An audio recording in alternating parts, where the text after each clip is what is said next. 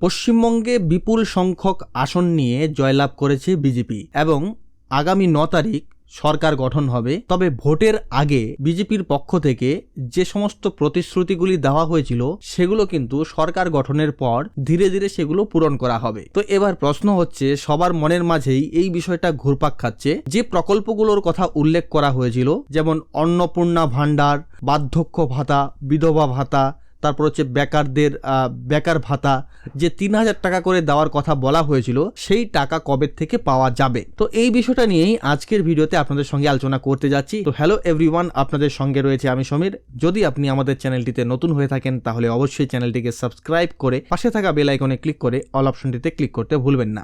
দেখুন, বলা হয়েছিল যে মা বোনদের জন্য সরকারি বাসে ফ্রি যাতায়াত ব্যবস্থা চালু করার কথা বলা হয়েছিল, সেটাও কিন্তু ধীরে ধীরে সমগ্র রাজ্য জুড়েই চালু হবে। তার পাশাপাশি যারা পড়াশোনা করছেন, পড়াশোনা করার পর এখনো চাকরির জন্য চেষ্টা করছেন, তো যতদিন না পর্যন্ত চাকরি বাকরি পাচ্ছেন ততদিন পর্যন্ত যে বেকার ভাতা দেওয়ার কথা বলা হয়েছিল সেটার যে ৩,০০০ টাকা সেটাও কিন্তু দেওয়া হবে। তো এবার সবচেয়ে বড় ইম্পর্টেন্ট বিষয় হচ্ছে যে এই টাকাগুলো আপনারা কবে থেকে পাবেন এবং এর জন্য কি আপনাদের আবার নতুন করে আবেদন করতে হবে কিনা। দেখুন, নতুন করে আবেদন করতে হবে কিনা সেটা টোটালি ডিপেন্ড করছে হচ্ছে সরকারের ওপর। কারণ সেক্ষেত্রে হতে পারে যোগ্যতার যে মানদণ্ড রয়েছে সেখানে কিছু পরিবর্তন হলে হতে পারে কিংবা নাও হতে পারে, সেটা টোটালি ডিপেন্ড করবে সরকারের ওপর। এবং সরকার যদি চায় যে আমরা এর যোগ্যতার যে মানদণ্ড থাকবে সেটাকে আমরা কিছুটা পরিবর্তন করব বা কিছু চেঞ্জেস আমরা করব, তাহলে তারা করতে পারে। তাহলে সেক্ষেত্রে আবার পুনরায় আবেদন করতে হবে। যারা যারা এর জন্য যোগ্য হবেন তারা সেই টাকা পাবেন।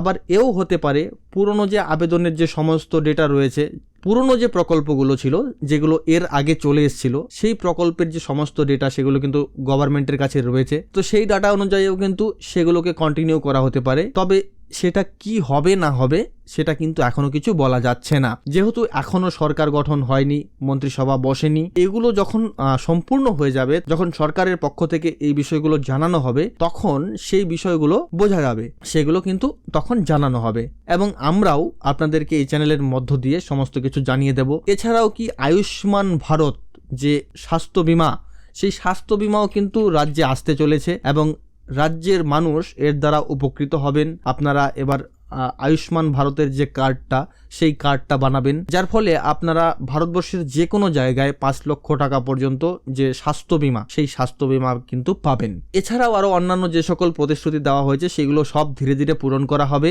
তো আপনারা কেউ অযথা চিন্তিত হবেন না। সেই প্রকল্পগুলি সুবিধা হয়তো আপনারা এ মাসে নাও পেতে পারেন কিংবা পেতেও পারেন, সেটা নিশ্চিত নয়। কিন্তু এ মাসে যদি আপনারা নাও পান, তার পরবর্তী মাস থেকে হয়তো সেটা চালু হয়ে যাবে, এমনটাই আশা করা যাচ্ছে। তো যাই হোক, তো এই বিষয়গুলোই আজকে আপনাদেরকে জানানো ছিল। আশা করছি ভিডিওটি ভালো লেগেছে। ভালো লাগলে অবশ্যই লাইক করবেন এবং শেয়ার করে অন্যকে দেখার সুযোগ করে দেবেন। ধন্যবাদ প্রথম থেকে শেষ অবধি ভিডিওটির সঙ্গে থাকার জন্য।